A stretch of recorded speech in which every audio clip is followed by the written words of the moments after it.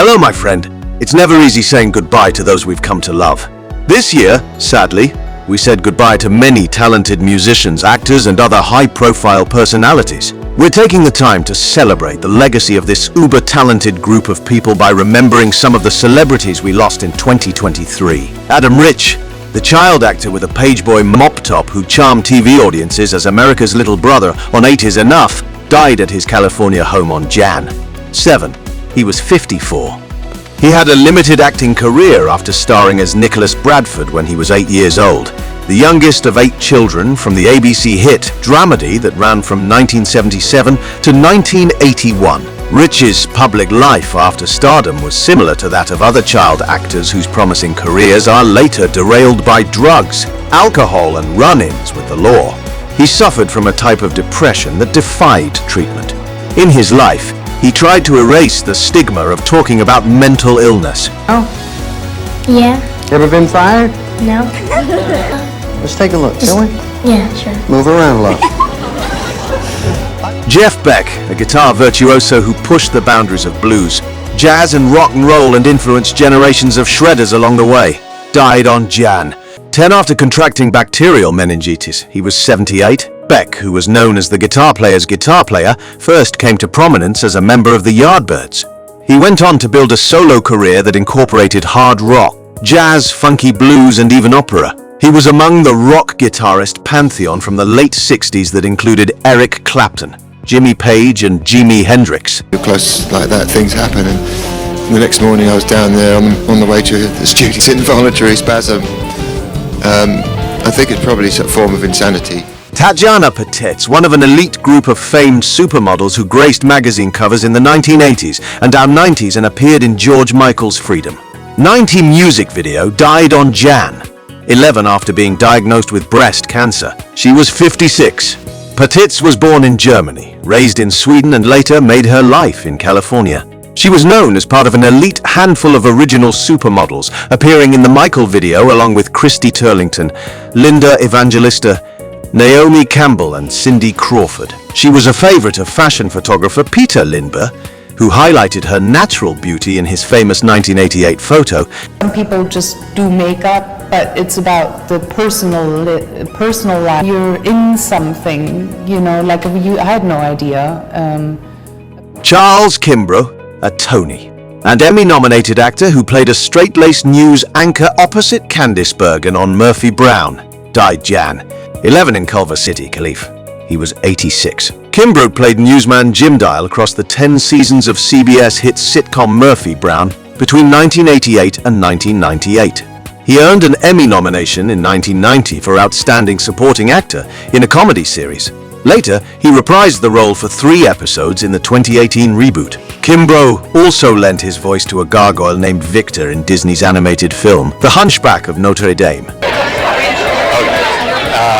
Just having a senior moment here. He does himself so much better than he would do me, so he doesn't have to. Lisa Marie Presley, singer and only child of Elvis, died on Jan 12 after being hospitalized for cardiac arrest.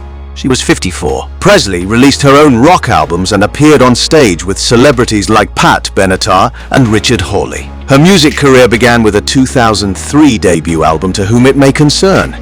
It was followed by 2005's Now What, and both albums hit the top 10 of the Billboard 200 album chart. A third album, Storm and Grace, was released in 2012. She also formed direct musical ties with her father, joining her voice to such Elvis recordings as Don't Cry Daddy, a mournful ballad that had reminded him of the early death of his mother. I actually had to take like 5 days to process it because it was so spot on in like a caricature way, like it's been done in the past. Yeah. You know, it's kind of done like in a sort of... Former American Idol contestant CJ Harris, who made it to the competition show's top 6 singers in 2014, died on Jan 15 after an apparent heart attack.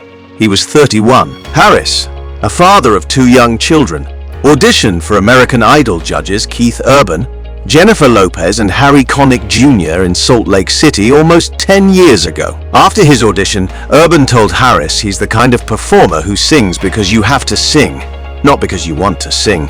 He said Harris's voice was believable and real. After Idol, he performed with Hootie and the Blowfish's lead vocalist Darius Rucker at the Grand Ole Opry. He released his single In Love in 2019. That I could be in front of Judge and Keith Urban, all of them were tremendously nice people. To say Darius Rucker, Brantley Gilbert and Keith Urban, some of them guys that are doing country. Italian film legend Gina Lollobrigida, who achieved international stardom during the 1950s and was dubbed the most beautiful woman in the world after the title of one of her movies, died in Rome on Jan 16. She was 95. A drawn portrait of the diva graced a 1954 cover of Time magazine, which likened her to a goddess in an article about Italian movie making. More than a half-century later, Lollobrigida still turned heads with her brown, curly hair and statuesque figure.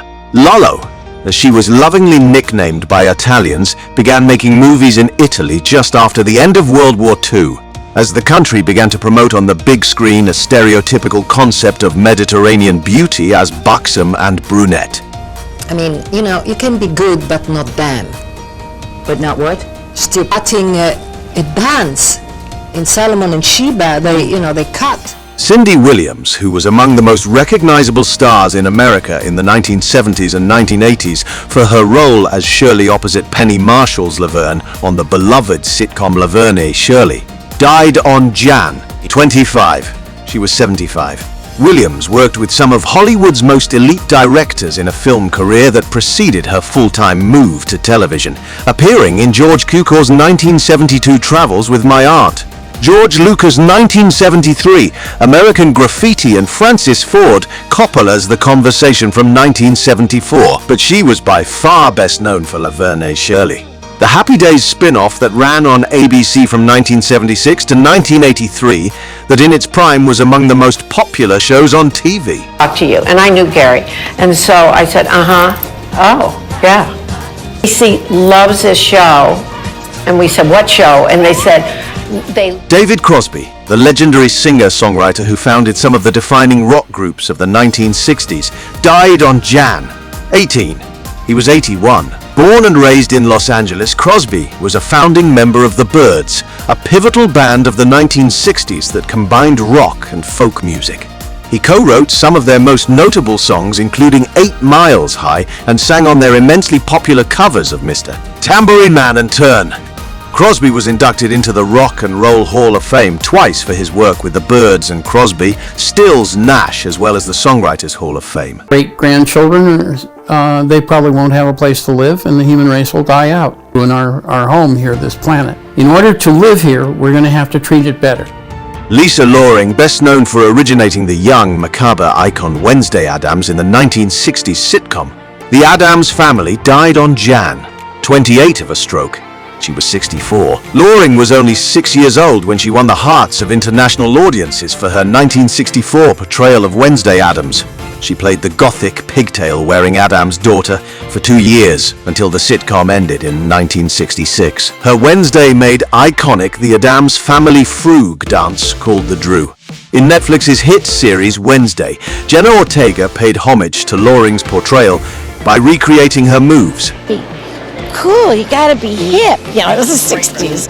And because when the movies came out, I believe that time I was living in... Sincere thanks to all the loyal viewers who have watched this entire video. If you enjoyed this content and would like to show your support, please click the subscribe button, like this video and share it with your friends. Your support truly means a lot to us. Stay tuned for more interesting then and now stories coming soon. Until next time.